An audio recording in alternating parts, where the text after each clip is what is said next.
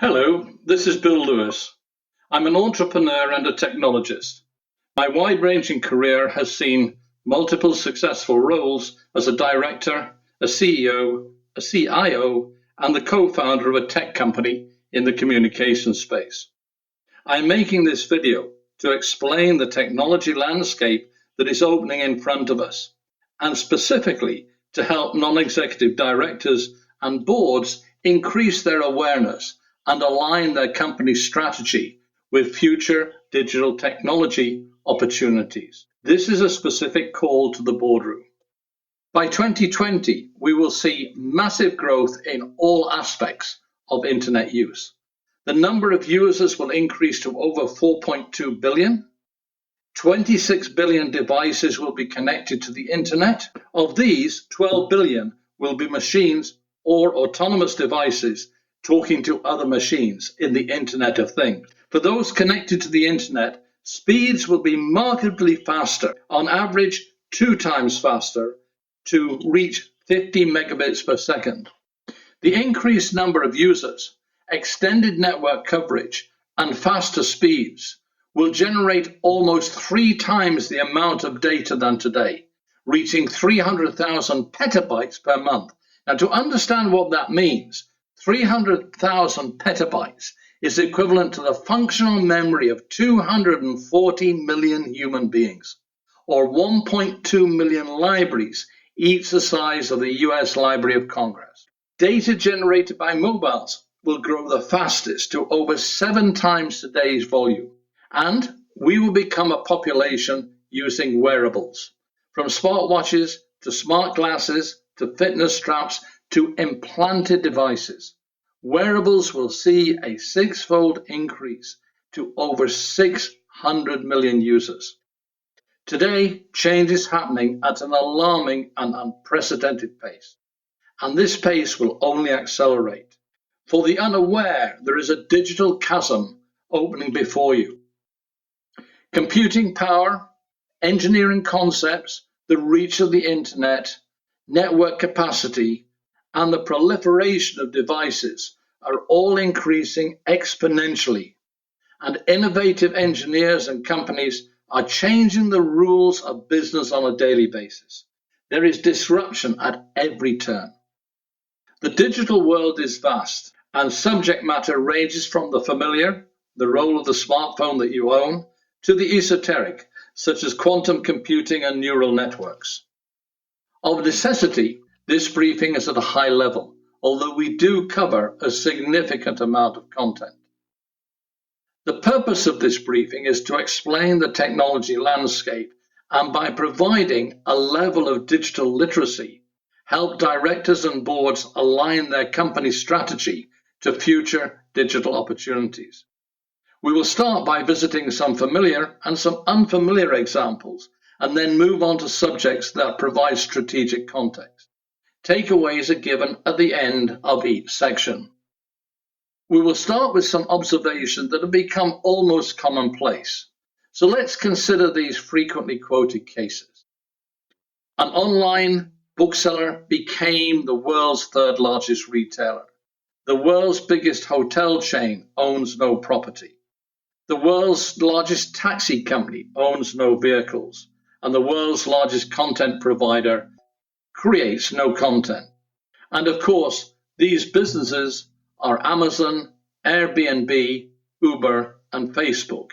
While these are familiar examples of businesses in the digital age, there are thousands of other companies that are creating new business models and changing the business landscape. Just going back to the description that I used a moment ago, I'd invite you to challenge that notion that these companies are indeed a retailer, a hotel chain, a taxi company, and a content provider. While these are convenient classifications that play easily into a copywriter's script, the core attribute of each of these companies is that they connect people.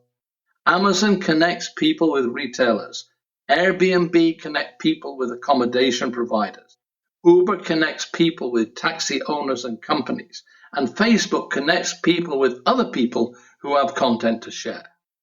These massively successful companies and others like them across countless industries are changing the world based on the foundation of connecting people. In the current world that we live in, connections are what matter. Connections that create value.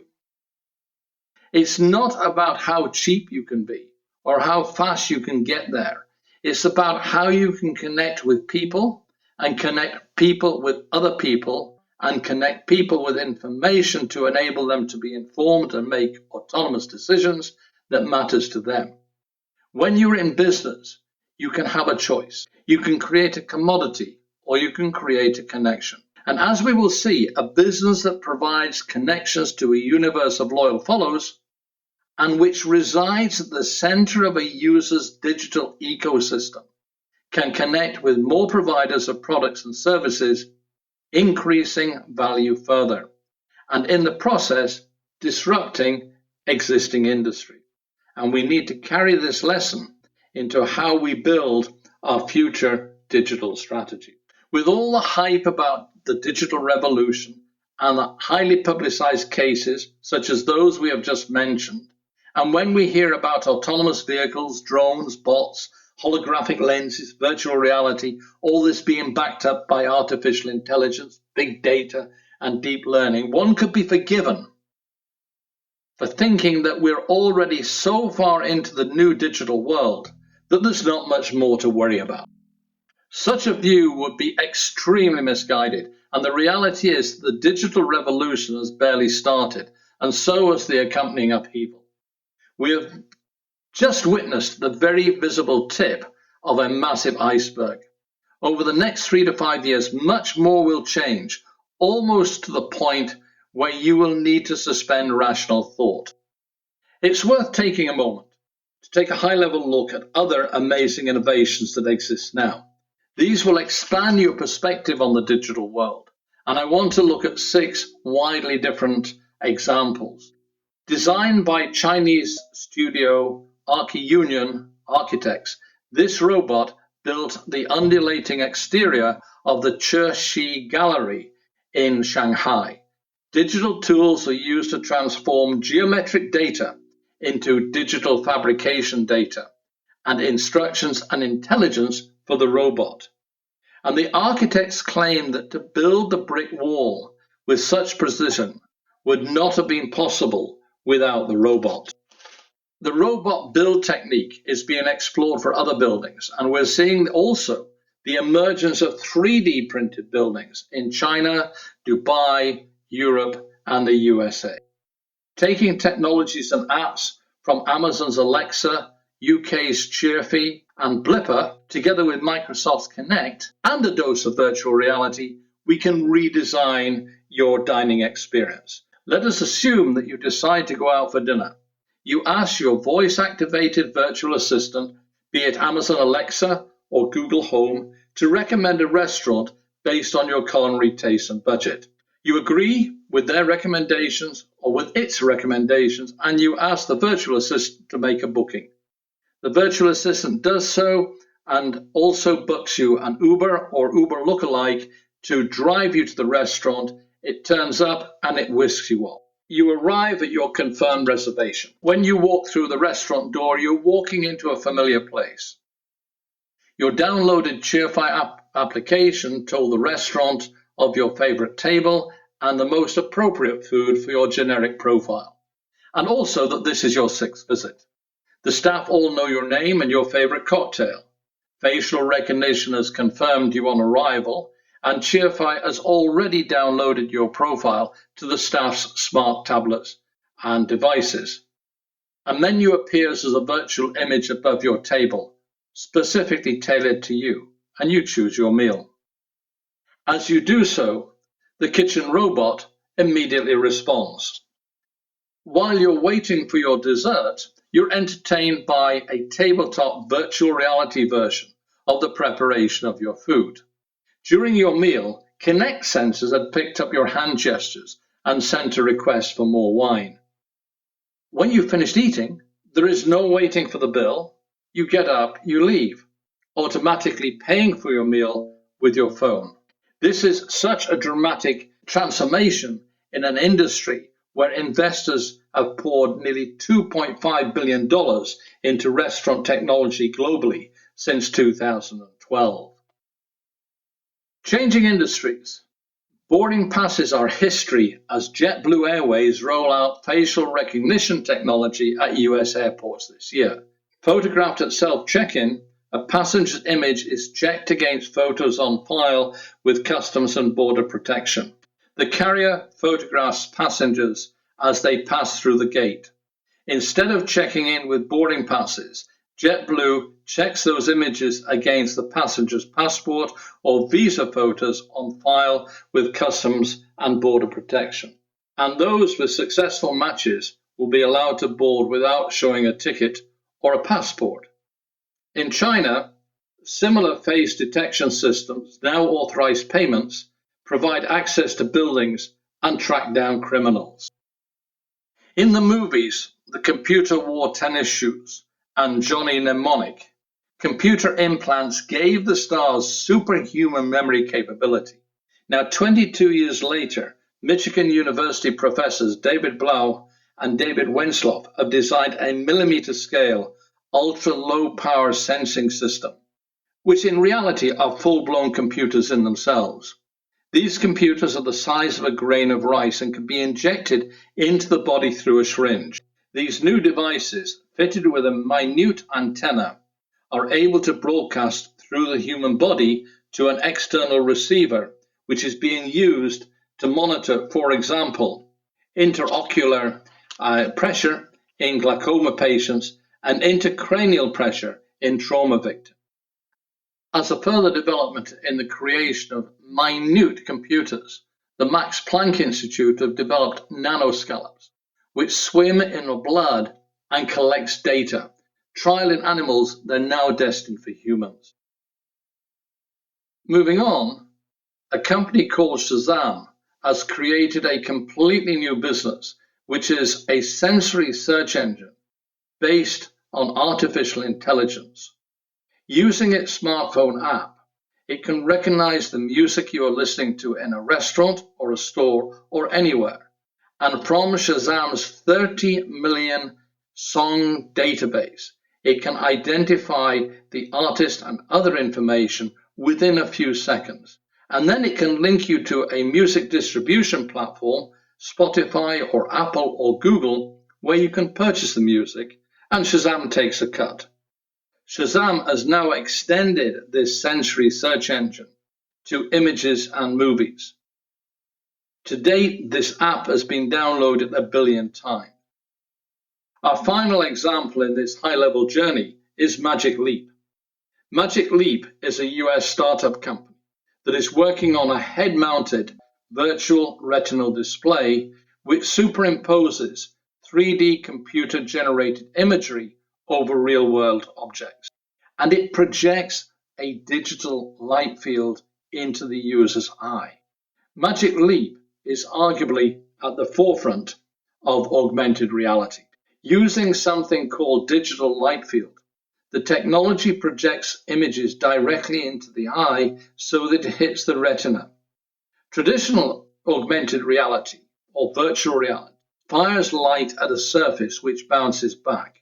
By going directly to the retina, Magic Leap is able to trick the brain into thinking that it's real. By creating a headset that projects directly onto the retina, there is no need for screens anymore. And since the resolution and focus of the images is going to be almost near real, it's likely that no screen will compare. It is a clear bet that the future of augmented reality, or mixed reality as Magic Leap calls it, is beyond our imagination today, but will dramatically change all our visual, audio, and tactile experiences. Despite the fact there is no clear date for shipping, no demonstrable product, no developer kits for engineer, this company is backed by some of the biggest names in tech and in Silicon Valley, and today has raised over 1.4 billion and is valued at 4.5 billion. So we have taken a high-level look at what appears to be happening and used examples to illustrate the level of innovation around us. We have seen high-profile cases where digital has created value in connections and spawned giant global businesses. We know that digital technology has only just started to penetrate. A recent McKinsey survey showed that today, on average, digital penetration has only reached 37%, with media and entertainment and retail being the forefront, and CPG, automotive and financial services, presently in the laggard category. We know that surveys have indicated that competition from digital enterprises dampens revenue and profits for slow adopters, but the upper quartile innovators, they get disproportionate gain. We've seen a small sample of the current digital innovation. These technologies exist today, and they will be commonplace in the medium term. What is patently clear is that irrespective of the industry or the sector, digital companies embed themselves into the heart of the consumer or user's ecosystem, and they capture both mind share and they set expectations that other digital companies must emulate. Now I would like to dig deeper and look at major changes driven by the digital movement and advancing technology. These will have a profound strategic implication. And of necessity, as this is a high-level brief, there are areas which remain outside the scope, but suffice to say, there will be enough content to provide you with a good level of awareness. We will share perspectives on globalization, hyperscale business models, the digital mesh, and future employment models. First, let's take a look at globalization. Our traditional view of globalization, common for decades, was massive container ships conveying goods from distant manufacturing locations and watching services, capital, and expertise flow from one major established commercial and financial city or a region to another. Around a decade ago, there was a major structural change, a major event, a crisis. This was the precursor to an even greater structural shift. Global trade dipped in 2008. It rose in 2009, but never regained its upward trajectory. The traditional flow of goods, services, and finance appeared to have stalled. But in reality, what happened was that globalization was heading into a new phase. While once measured largely by trade in goods and services and cross-border finance, global trade and resource supply is transforming and rules are being rewritten. Today, as transmission costs have plummeted, internet broadband speeds have soared, and mobile connections have exploded, the amount of data flowing across the world's digital highway has increased 40-fold in the last 7 years and is projected to increase another 9 times by 2025. Every day, 2,500 million terabytes of data is sent over the internet, a phenomenal amount of digital traffic covering all kinds of digital products and services and including 208 billion emails, 3.5 billion Google searches, 150 million Skype calls, and 36 million purchases on Amazon in one day. 2,500 million terabytes of data is equivalent to 2 trillion copies of Encyclopedia Britannica. The value of this digital trade is variously estimated as being between $250 and $450 billion. This new phase is characterized by a reconstruction of the supply chain. Flows of information, of searches, communication, video, and intercompany traffic is growing, and this is accompanied by digital products and services which are all surging. There is an increase in user base and changes such as robotics and 3D printing, which influence where and how products are made. As the internet and connectivity explodes, so it democratizes the supply chain. Beyond big corporate, existing flows are deepening. Microfinancing platforms can provide capital. SME and solopreneurs can become micro multinationals, and even the smallest business can be born global. Every day, some 360 million people engage in cross-border commerce. Online platforms provide every conceivable resource for global digital trade. Freelancers, for example, they are earning more than $1 billion annually via a platform called Upwork. At the same time, 58 million students are taking over 6,800 courses on sites such as Coursera. And every day, 2 billion transactions are processed on eBay. These and Amazon and 3D printing sites such as Shapeways, Alibaba, Kickstarter, and Magento all provide resources for the global trader. Now, in addition to transmitting valuable streams of information and ideas in their own right, data flows enable the movement of goods, services, finance, and people talent. And virtually every type of cross-border transaction now has a digital component. Another component of this big global digital trade are digital goods. Real books and movies that were shown in movie theaters or on CDs are now streamed for consumption on demand. This massively lowers the marginal cost of production and delivery to almost zero. News sites such as BuzzFeed and media like Netflix and Spotify, gaming sites such as Twitch, all of these have captured consumers of digital goods where one time there was conventional media. Today, digital connectivity and mobile technology and mobile application drive a more digital form of global trade and globalization. Developing countries, small companies and startups, and billions of individuals are global suppliers and customers. Approximately 12% of the global goods trade is conducted via international e-commerce. Even the smallest enterprise can be born global. And 86% of tech-based startups surveyed in a recent MGI poll reported some kind of cross-border activity. So even today, the smallest firm can compete with the largest multinational. And remember, newcomers have agility, they have speed to market, and often they have innovation on their side. Another new form of value in globalization is exemplified by something called digital wrappers. And these are, for example, sensors and data which add value to the supply chain. This improves efficiency. And even for the Amazon seller, customer reviews are a form of added value.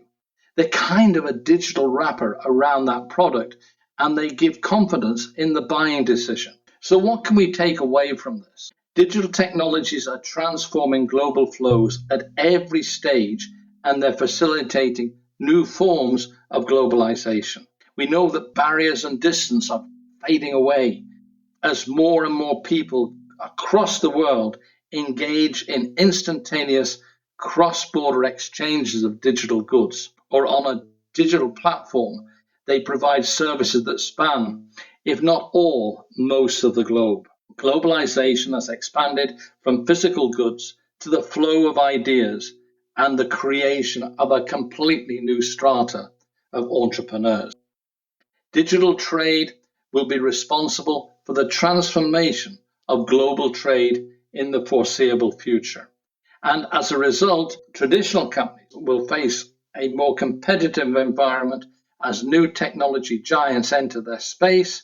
And at the same time, at the other end of the spectrum, there will be an increase from competition by SMEs and solopreneurs and a whole raft of new entrants.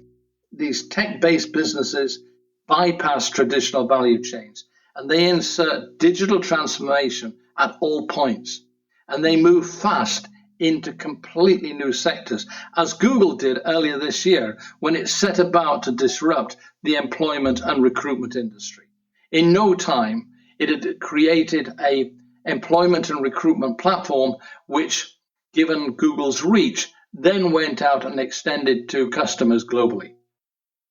At the same time, small, agile, micro-global entrepreneurs bite away at the other end as digital platforms provide low-cost access into completely new markets. In the past 5 years, we've seen the emergence of what have become known as hyperscale businesses. Some 20 companies form the elite league of the internet, with at least 100 million users each. In this group, 12 are between 300 million and 2 billion users. These include Twitter at 320 million users, China's Weibo at 340 million users, and Instagram at 600 million users. Above them in the social community space are China's QQ and WeChat from Shenzhen-based Tencent and WhatsApp. Heading the league table is Facebook and Google, with the ubiquitous Microsoft. Included in this rarefied atmosphere are mega online e-commerce platforms, Amazon and Alibaba, which between them boast 750 million users. Hyperscale businesses exhibit certain characteristics. They will all have had periods of hypergrowth. For example, WeChat amassed 300 million customers in just 2 years. And the online news portal, BuzzFeed, they took just 6 years to amass 130 million unique readers each month. Now compare that with the New York Times that has been around for a century and a half and has only amassed 54 million unique readers. These hyperscale businesses have scale which gives them the ability to achieve tremendous operating leverage through process automation and algorithm-driven decisions. They can scale at almost zero cost. The application platform is at the core of everything. Here, hyperscale businesses place themselves at the heart of a rich ecology of players, and they embed themselves in the digital lives of their users. Hyperscale businesses generate a phenomenal amount of data. The click streams of Amazon, Visa, Mastercard, Facebook, and Google create intelligence about our behaviors. This can be monetized, and it can be used to drive new business channels. And now, as a matter of strategy, we've started seeing how hyperscale computing was moving away towards a broader enterprise audience. The concept of hyperscale is now moving and has to be within the reach of many, many organizations. To understand hyperscale businesses in a little bit more depth, we need to look at their characteristics, resources, and the business impact they have. Underpinning the hyperscale business is the immense computing power that's at their disposal. Their data centers are global autonomous entities. Infrastructure with a high level of software automation, they have refined data centers where each business's resource operates as a single automated governed system, processing billions of data points each day. Driven by artificial intelligence and machine learning, this has the effect of making customer applications scalable on demand, whatever the demand. Just as a perspective, Amazon operate 2 million servers across 28 global locations. Looking at characteristics, hyperscale businesses are web-based. They serve a massive population of global users on mobile devices, on desktops, and on wearables, and accessing devices and sensors that make up each individual's personal and unique digital ecosystem. The core business is based on accessing, processing, and disseminating information over the internet. The sheer scale of businesses are beyond the capability of an army of employees to sense and respond to customer behavior and customer requirements.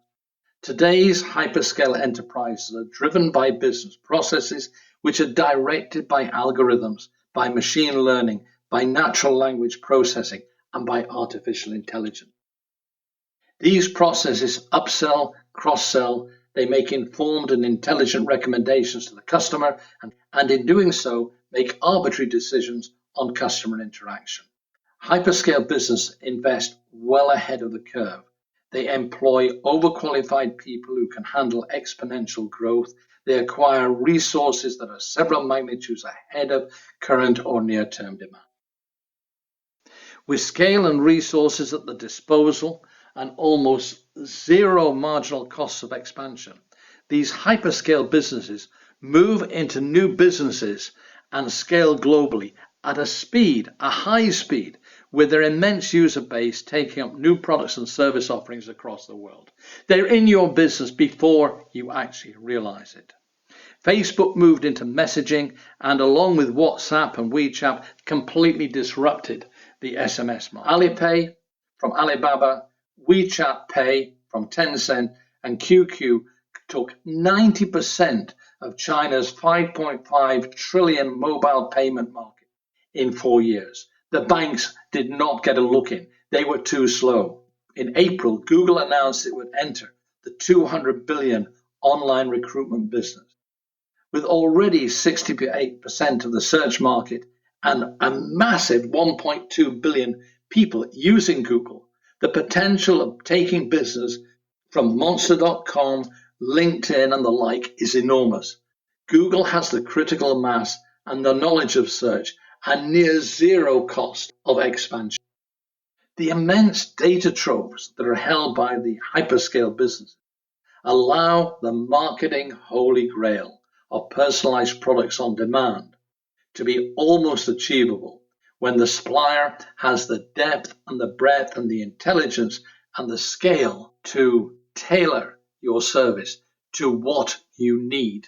The hyperscale businesses sit in the heart of the user's digital world, and thus any new product that's taken directly to the hand of the prospect, delivered by an existing trusted source, the digital app in constant use, the customer acquisition is rapid and it's on a global scale.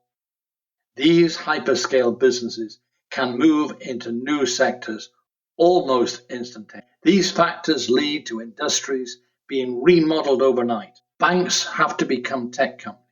Health providers have to become data houses. Supply chains are driven by algorithms and networked to Uber-like independent delivery drivers, such as being developed by Australian company Yogi. Is your business vulnerable? And from whom? Hyperscale businesses disrupt at speeds that surprise the unprepared. They challenge conventional intuition about scale and complexity. And hyperscale company leaders concentrate on things that are different to what is being concentrated on in growth companies. Hypergrowth company leaders concentrate on different things that are being concentrated on by the leaders of growth companies.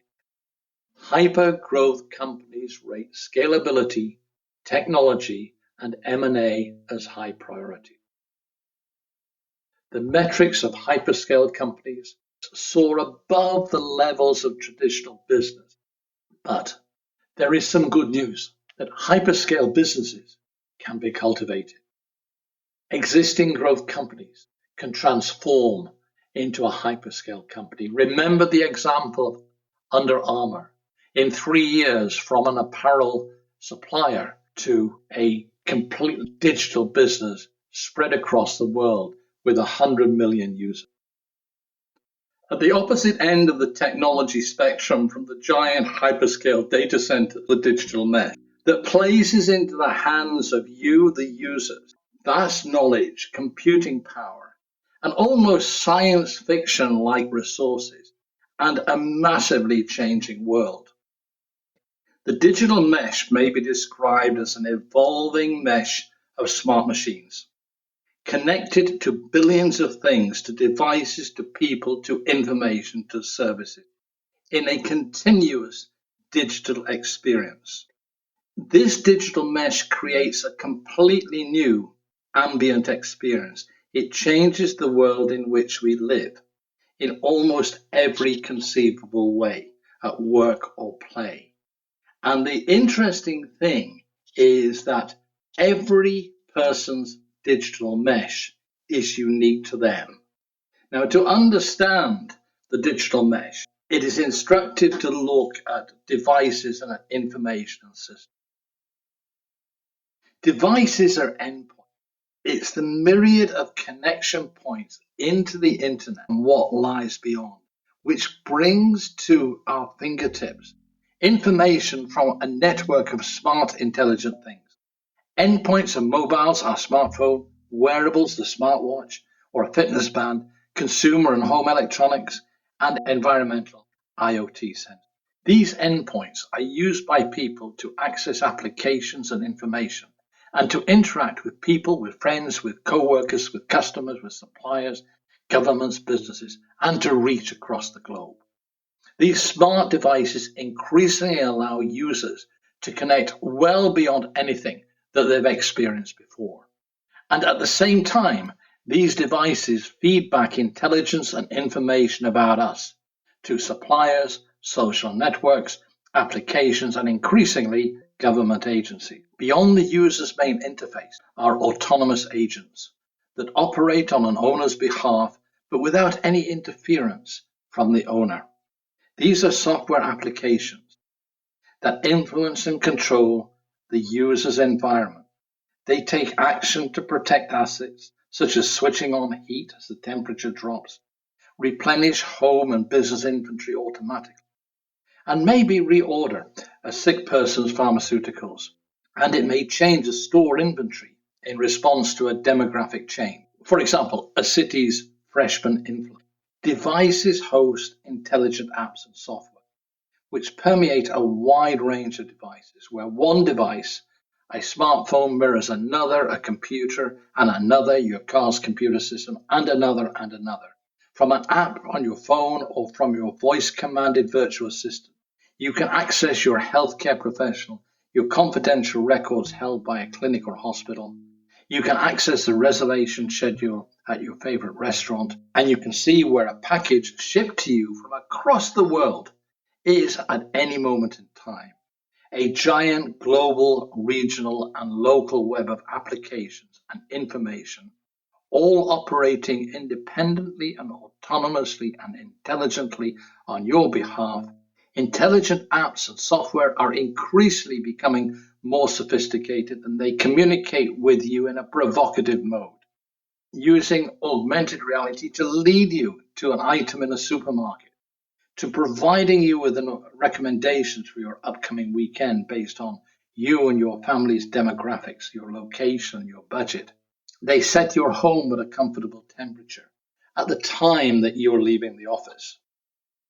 Personalized artificial intelligence will drive these apps to create and influence your life. Apps with decision-making ability will create advanced collaborative behavior among both the devices themselves and humans. Users will speak to an app. The app will initiate an action and event. From its simplest level, asking Siri to search Google, to an eye gesture to activate the turn of an aircraft, the user interface learns to interact with you, your voice, and your gesture. And this interface develops a personal level of intelligence. The on-demand resources, interconnected devices, and artificial intelligence together with all the other features and characteristics we've just identified creates a seamless and smooth ambient user experience where everything is happening with minimal intervention in accordance with the user's demands or needs. There will be billions of devices around us by 2020. These devices are producing a massive real-time data stream. This is creating an information of everything. The treasure trove of bytes creating a new meaning to big data is an area which is being mined and analyzed, manipulated and curated, and utilizes advanced machine learning, where at a transactional and computing level, systems and applications are autonomous and they develop their own protocol.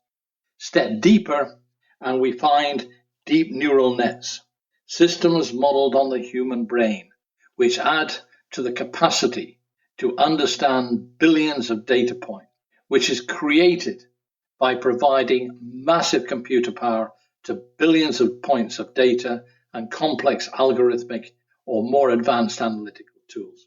These are systems that can create their own autonomous perception of the world and can react accordingly. Because machines have the ability to learn and project and create and solve complex problems and understand infinitely large data universes, they appear to be intelligent, and indeed they are. Within this environment, this colossal part of the user's digital mesh and the supporting universe, devices and software, are creating a constant flow of intelligent data, which in turn demands and creates action, with users' participation or autonomous. Now, underpinning the digital are data architectures which support the Internet of Things and the information of everything. These in turn have to be exploited.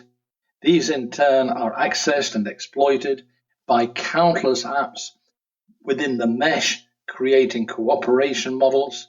And to power this amazing environment at a user level and throughout the enormous infrastructure, there are advanced systems architectures and adaptive security architectures which have been developed to monitor and control highly complex environments at one end and complex mesh applications cooperation models at the other. The intense computing architecture that makes the environment viable are sitting in cloud-based environments connected to an Internet of Things, an information of everything, and an application environment. As we speak, computer systems, speed and capacity are doubling every 2 years, and it has been doing so since the 1960s. We are now at the point of such exponential growth that it's barely possible to understand the enormous computing power that will come on stream in the next decade. What we do know is hyperconnectivity will not be reserved for a small number of unicorn players, but it must be the strategic mantra for all businesses wanting to compete in the digital world.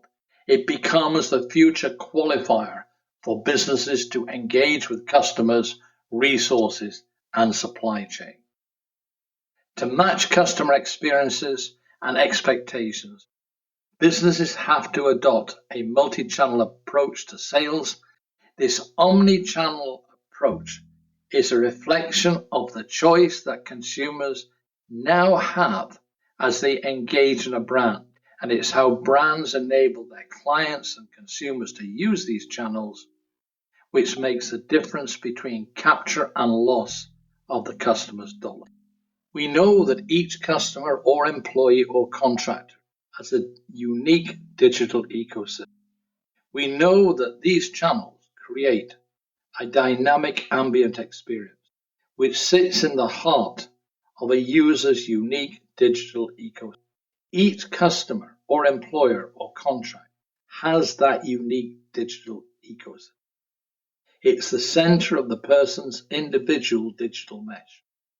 And the successful hyperscale business and the disruptors and innovators who will capture mindshare and revenues and profits, they are the ones that place themselves at the heart of this ecosystem with a dynamic and a seamless experience for the customer, for the employer, or the contractor.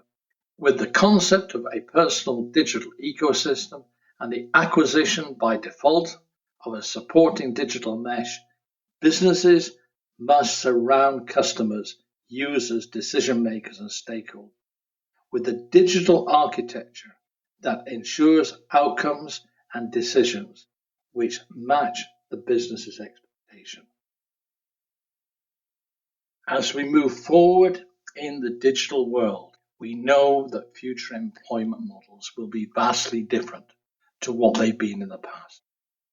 The workplace is not immune from the impact nor the opportunities of digitization. And the factors we have examined thus far is having a far-reaching effect on how, where, why, and when people work. It has an effect on how companies and businesses choose to resource their enterprise. We'll take a high-level look at what's causing disruption, and we'll consider what's happening today and is projected in the near term. And we'll look at organizational response and some future employment models. The workplace, as generations have experienced it, and as many of the listeners to this presentation have experienced it, is dying. Traditional career models are a thing of the past.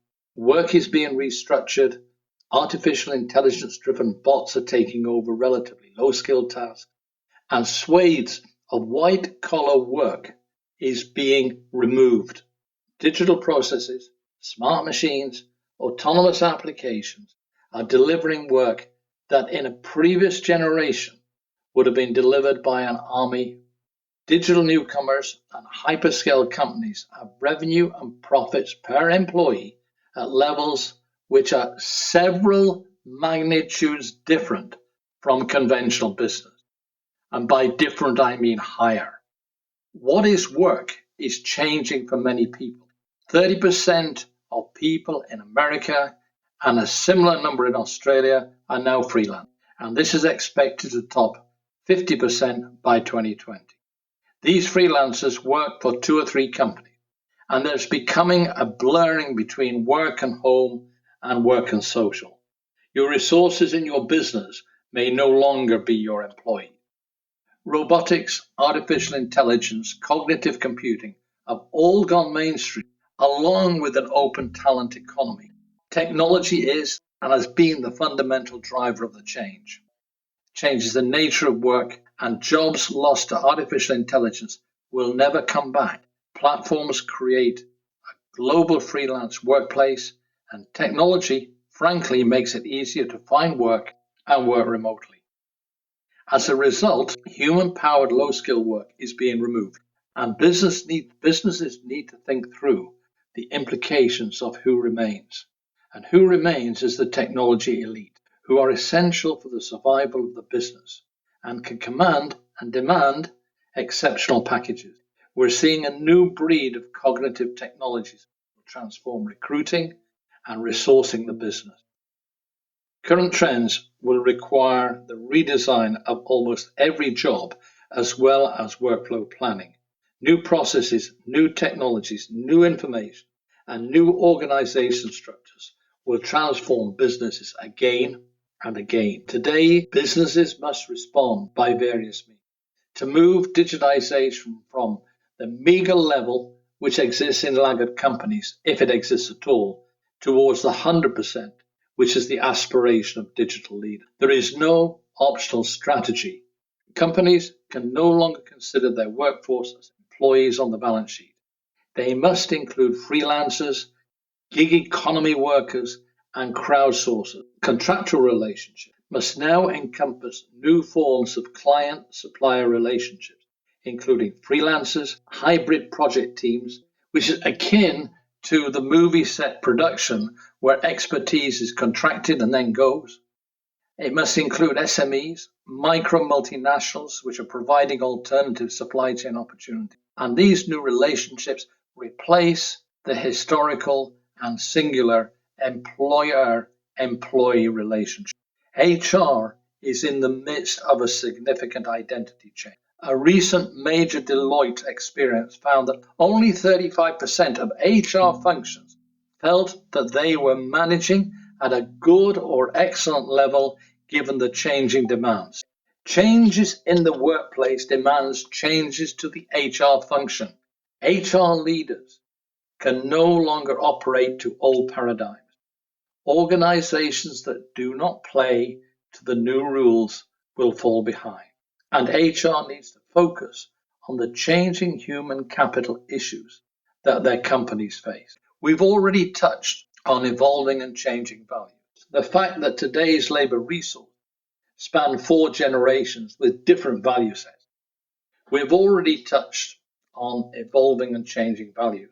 And the fact that today's labor resources spans 4 generations. And these generations see things in a different way and have different skill sets. The urgency of digital and the fact that it's a natural behavioral trait of millennials and the emerging Minecraft generation create challenges for previous generations and many senior business leaders. And the board is not immune from the inroads of the new digital world. I can see no alternative to the fact that the board must embrace the technology and the values of the digital native. The whole reason for this briefing is to enable people operating at board and advisory at senior levels have some perception which gives a flavor of the world in which the millennial and Minecraft generation digital native perceive as being as natural as the continued employment with a singular employer of generations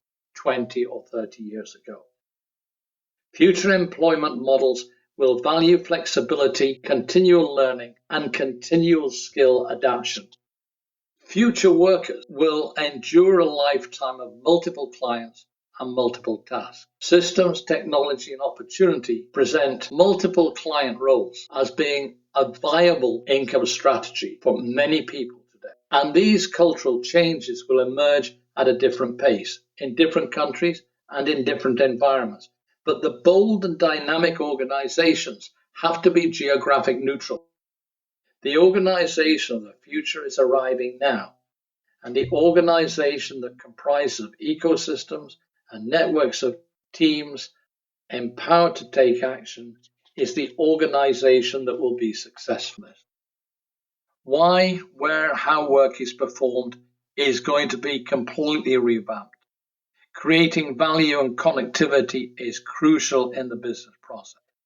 Businesses will need to focus on the high-value job elements, those with a high cognitive requirement, and basically deconstruct the remainder, allowing artificial intelligence to take over significant parts of current business processes. Digital is driving all aspects of the business model, and the workplace, which is core to success, is not immune from radical overhaul and change. A current Deloitte Human Capital report covering 11,000 businesses ranked the organization of the future as the most important challenge, and this was cited by 88% of all respondents. Workplace rules are going to need to be rewritten for the digital age, and the organization of the future needs to be created. At the same time, in that survey, only 36% of HR functions believe themselves to be excellent or good. So that suggests that the majority of HR functions are today ill-equipped for the changes which are demanded. We've taken a high-level review and looked at impacts that it's going to have on the future of the business that warrant a deep dive. And the objective of this presentation was to provide sufficient information for boards and their directors to gain an awareness of what is happening. I believe we've been able to achieve that objective. And some points to conclude are as follows. There are four major. Digitization has barely started. New business models are evolving relentlessly, and competitors will come from unexpected and unusual places. And you will be faced with major and radical transformation. A McKinsey survey of over 1,500 companies showed that digital penetration has only reached 35%. Yet at the same time, digital newcomers own 17% of worldwide revenue. And digital is shaving 45% of company growth in revenue and 35% of EBIT. Economic pressures from digital will only increase over time, and the pace will accelerate. Digital giants have shown us that value today is created by connections. Connecting people via apps to products and services not only provides value, but at the same time Elements of existing value chains become disaggregated. Customers continue to sit at the heart of their unique digital ecosystem, and they have expectations of multi-channel access and a high level of convenience. Price comparison sites abound, and this is commoditizing products and services. The businesses making money in such situations are those providing digital products and services, where the cost of supply is near zero. Today, a digital giant can step across a boundary and into a market at high speed. Witness Google's foray into job search and recruitment, and Rakuten and WeChat's move into financial services and online payment. Companies operating at hyperscale can still provide customers with personalized service and recommendations because bots and artificial intelligence do what an army of employees could not do. A major challenge for business today is to manage your transformation into a full-scale digital enterprise. Both senior management and human resources have a major challenge. On the one hand, you're dealing with artificial intelligence-driven downsizing, and at the same time, you're trying to recruit key skills in a competitive and undersupplied market. New generations establish themselves in the workforce, and old management styles do not win hearts and minds. Businesses with a purpose that is not just focused on increasing shareholder wealth is needed to attract young talent in this day. For the brave, survival is possible, though not assured. It is a challenging frontier, but when you cross it, success awaits. You cannot cross it without effort and knowledge. What is certain is that failing to transform to a digital business, failing to fully embrace the digital world, will place you in the laggard category, facing ultimate extinction and being destined to history. Digitization has such a profound impact on the health and survival of business that the boards, advisors, and senior executives need to be fully conversant with concepts, with strategies and technologies, and their transformational impact. This is Bill Lewis. Thank you for listening to this presentation. I hope that it's given you a perspective and some help and assistance in your forward thinking. I'm available to advise and mentor you or your company and can play various roles. Please feel free to contact me. My email address, bill@albec.net, and it will be my pleasure to share ideas and to expand on what we've discussed today. Thank you.